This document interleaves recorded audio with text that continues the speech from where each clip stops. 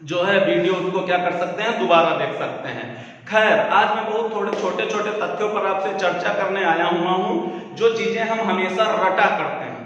हम क्या करते हैं, हमेशा रटा करते हैं और भूल जाते हैं। तो हम आज उन तथ्यों पर चर्चा करेंगे कि जो है हम किस तरीके से ट्रिकी वे में उनको पढ़ें तो हमें चीजें याद रहें। जैसे कि एक बहुत सामान्य सी बात है, हम पढ़ते हैं स्पर्शी व्यंजन, स्पर्शी और उसके बाद में संघर्षी, स्पर्शी और संघर्षी।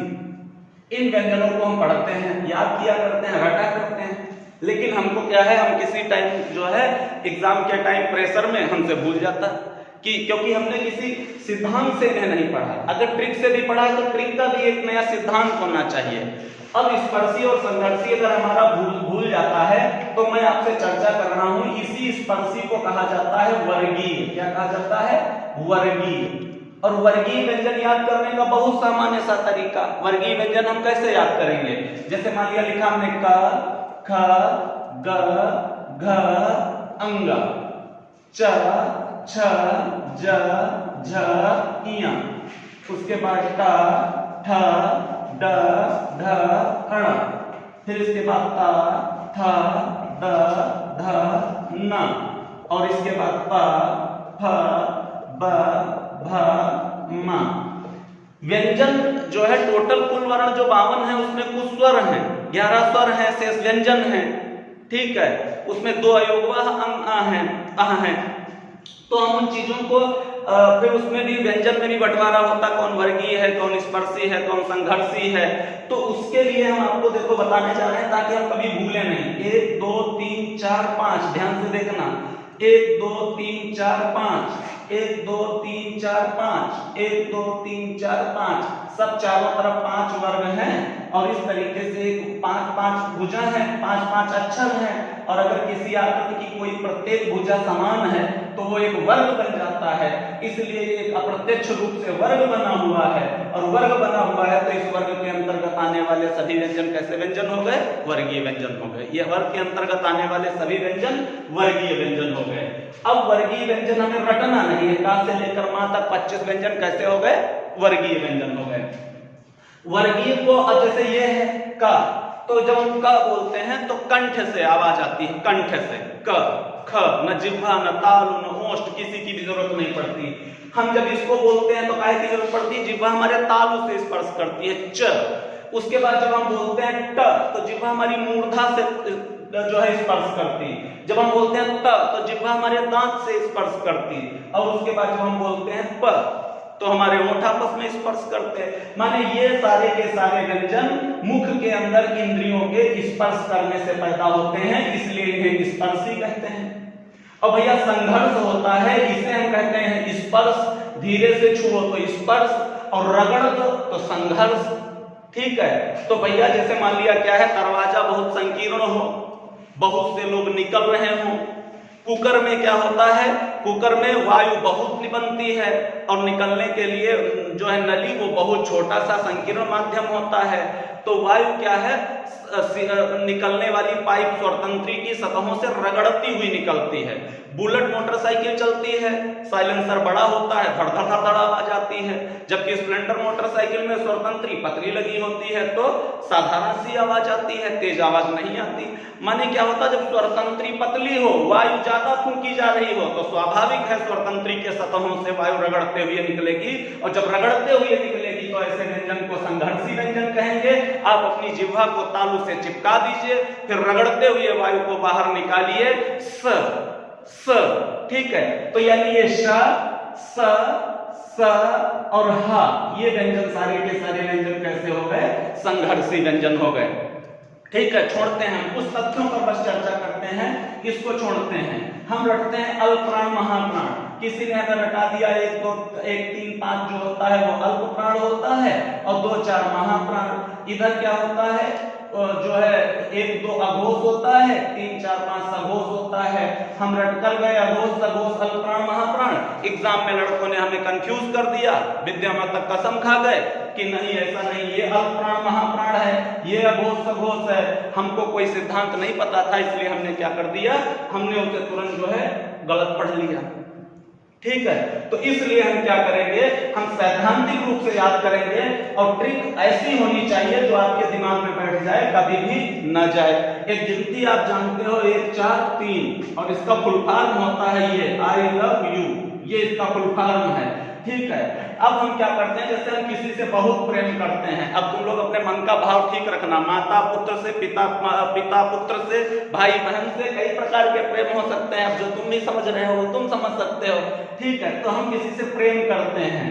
ठीक है, तो जब हम प्रेम करते हैं तो इस प्रेम में अगर कहीं कोई दूसरा आ जाता है, जैसे आप किसी से प्रेम करते हो, आपको पता चलता है कि सामने वाले के पास एक दूसरा भी नंबर है, सैमसंग छोटू, तो जब आप ये जान पाते हो तो क्या समझते हो कि मेरे इसमें एक आदमी और एंट्री मार गया, एक आदमी क्या कर गया, एक आदमी और एंट्री मार गया, एक आदमी और आ गया। और जैसे ही आपका 143 कहाँ बदला, 153, जैसे ही 153 बदला आप परेशान हो गए, और परेशान होने को कहा जाता है अधमरा, और अधमरा को क्या कहा जाता है, अल्प प्राण। अधमरा को क्या कहा जाता है, अल्प प्राण। माने ये कोड किसका हो गया, अल्प प्राण का कोड हो गया 153। माने अगर लिखा हुआ है क ख ग घ अंगा, ये 5 अक्षर लिखे हुए हैं, तो पहला, तीसरा, पांचवा अल्प प्राण, और बचा दूसरा, चौथा कौन सा, महाप्राण। ठीक है, मैंने कई बार जब ऑफलाइन क्लास पढ़ाई तब एग्जांपल दिया कि भैया जब देखो मुझसे शादी करोगे मूवी देखते हो, प्रियंका चोपड़ा सलमान खान का जीवन बड़ा स्मूथली चलता है, अक्षय कुमार एक आके प्रकट हो जाते, जैसे अक्षय कुमार प्रकट होते सलमान खान क्या हो जाते, अल्प प्राण, अधमरा। ठीक है, तो अधमरा का कोड 143 जैसे 153 में बदला, क्या हो गया, अल्प प्राण हो गया। खैर, ये हमने आपको बताया वर्णों के अल्प प्राण महाप्राण रटने के तरीके। मैं बहुत छोटे छोटे सूक्ष्म बिंदुओं पर चर्चा आपसे किए दे रहा हूं कि मैं कैसे पढ़ाऊंगा और आपको कैसे बिना याद किए हुए सारी चीजें याद कराऊंगा। ठीक है, हमसे लड़कों ने कहा गुरुजी हमसे गलत हो गया, पेपर में आया कि जो है किसने बीज वपन काल नाम रखा, किसने बीज वपन काल नाम जो है वीर गाथा काल का नाम किसने बीज वपन काल रखा। हमने कहा लिखो बीज वपन काल, लड़कों ने लिखा बीज वपन काल। ठीक है, हमने कहा विकल्प रखिए, उन्होंने कहा कि आचार्य महावीर प्रसाद द्विवेदी, आचार्य महावीर प्रसाद द्विवेदी, आचार्य महावीर प्रसाद द्विवेदी। अच्छा, आचार्य महावीर प्रसाद, ठीक है, द्विवेदी। और उसके बाद दूसरा विकल्प था हजारी प्रसाद द्विवेदी, हजारी प्रसाद द्विवेदी। लड़कों ने बताया ये 2 कोड थे, हजारी प्रसाद द्विवेदी। हमने कहा कि जो है इनको हम आपको हमेशा के लिए रटाए दे रहे हैं, आपको कभी कंफ्यूजन रहेगा ही नहीं। बीज वपन के साथ एक काल और जान लीजिए आप, नाम है आदिकाल। वीरगाथा का काल का एक और नाम है क्या, आदिकाल। ठीक है, हमने उनको तुरंत इस तरीके से याद करा दिया कि इसका एक नाम आदिकाल है। हमने कहा इधर से जो कॉमन है उसे कट कर दीजिए, तो काल काल कट हो गया। हमने कहा इधर जो कॉमन है उसको कट कर दीजिए, आचार्य भाई इधर भी तो है, तो आचार्य आचार्य कट कर दिया, प्रसाद प्रसाद कट कर दिया, द्विवेदी द्विवेदी कट कर दिया। अब यहां पर बचा महावीर और यहां पर बचा हजारी।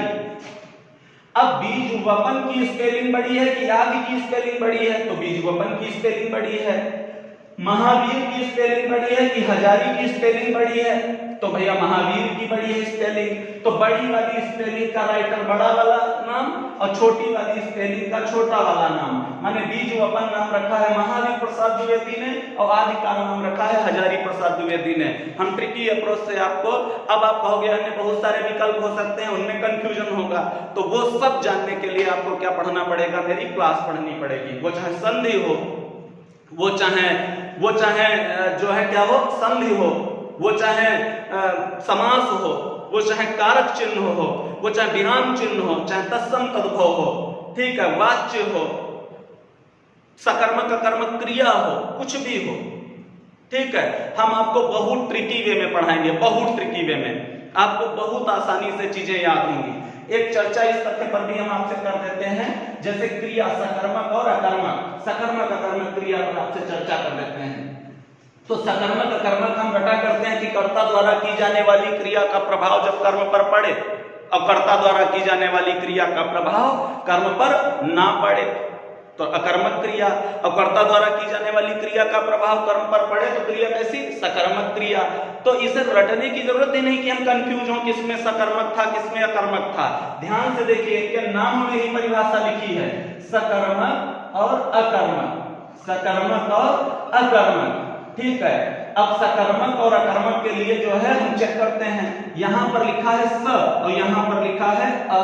सा माने होता है साथ, सा माने क्या होता है? साथ। और आ माने क्या होता है? नहीं। आ माने क्या होता है? नहीं। तो स माने साथ और आ माने नहीं। अब आगे लिखा है कर्म। ठीक है, तो जो कर्म के साथ हो और जो कर्म के बिना हो, माने वह वाक्य जिसमें कर्म आए, जो वाक्य कर्म के साथ आए उसमें प्रयोग होने वाली क्रिया सकर्मक, और जिसमें कर्म ना आए उसमें प्रयोग होने वाली क्रिया अकर्मक। जैसे लिखा है मोहन फुटबॉल खेलता है, मोहन फुटबॉल खेलता है, मोहन फुटबॉल खेलता है। तो ये हो गया एक वाक्य। और दूसरा मोहन सोता है, मोहन सोता है। तो इस वाक्य में कर्ता है और इस वाक्य में कर्ता वो कर्म है और इस वाक्य में कर्म नहीं है। ठीक है, इस वाक्य में कर्म है और इस वाक्य में कर्म नहीं है। तो हम भैया क्या करेंगे, इसमें कर्म है और इसमें कर्म नहीं है, ये चेक कैसे करेंगे? तो सदैव वाक्य में कौन का उत्तर कर्ता, कौन का उत्तर क्या होता है? कर्ता। कौन का उत्तर कर्ता और क्या का उत्तर क्या होता है? कर्म। क्या का उत्तर? कर्म। ये क्या का उत्तर? कर्म। चलिए पूछ लेते हैं इस वाक्य में, इस वाले वाक्य में कौन खेलता है? मोहन, तो ये हो गया कर्ता। और क्या खेलता है? फुटबॉल, तो ये हो गया कर्म। इसी तरीके से कौन सोता है? मोहन, तो ये हो गया कर्ता। और क्या सोता है? तो कुछ नहीं। अब इस वाक्य में कर्म है तो क्रिया सकर्मक, क्रिया कैसी? सकर्मक। और इस वाक्य में कर्म नहीं है तो क्रिया कैसी? अकर्मक। हम चाहे रचनाकार हो, एक भी हिंदी का कोई भी टॉपिक हो, और जिन लोगों ने, जितने लोगों ने, हजारों लोगों ने, 10,000 50,000 लोगों ने हमसे पढ़ा, हर जिले में हर जगह जहां भी जाओ तो कुछ SI, कुछ जो है पुलिस में कांस्टेबल, हर लोग जानते